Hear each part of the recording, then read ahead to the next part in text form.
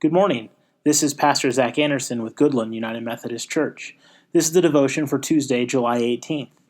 The I am statement this morning is, I am the way, the truth, and the life, from John 14. We'll read the words this morning from John 14, verses 1 through 11. Do not let your hearts be troubled. Believe in God, believe also in me. In my Father's house there are many dwelling places. If it were not so, would I have told you that I go to prepare a place for you? And if I go and prepare a place for you, I will come again and will take you to myself, so that where I am, there you may be also. And you know the way to the place where I am going.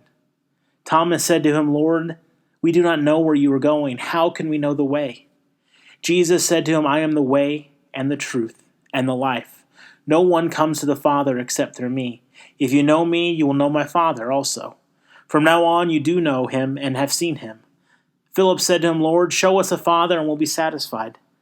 Jesus said to him, Have I been with you all this time, Philip, and you still do not know me? Whoever has seen me has seen the Father. How can you say, Show us the Father? Do you not believe that I am the Father, and the Father is in me? The words that I say to you I do not speak on my own, but the Father who dwells in me does his works. Believe me that I am the Father, and the Father is in me.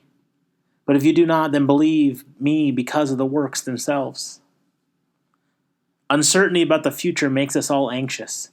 Anxiety arises as we face changes in our lives, like leaving school, getting married, expecting a child. But perhaps one of the worst feelings of dread for the future is when someone needs to prepare for the death of a loved one. They ask, how will I cope on my own? When we look at the context of these words in John's Gospel, we find Jesus is addressing the disciples who were anxious about his departure. He's speaking to disciples who desperately want assurance and hope in a time of great uncertainty. Jesus first encourages disciples not to let their hearts be troubled, because he is leaving them to prepare a place for them in heaven, where he will be. What is more, he says, I will come back to take you there. Don't be troubled, he continues, since you know the way to the place I am going. And at this point, it just becomes too much for Thomas, good old doubting Thomas, who blurts out, Lord, we do not know where you're going. How can we know the way?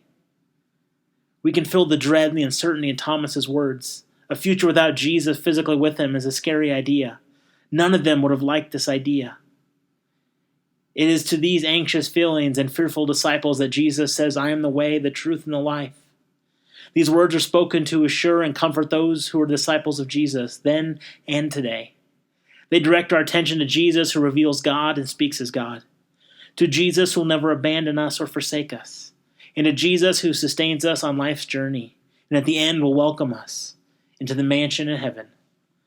Let us remember in the times of great anxiety around us, the great uncertainty, that Jesus says, don't let your hearts be troubled. Believe in God, believe also in me.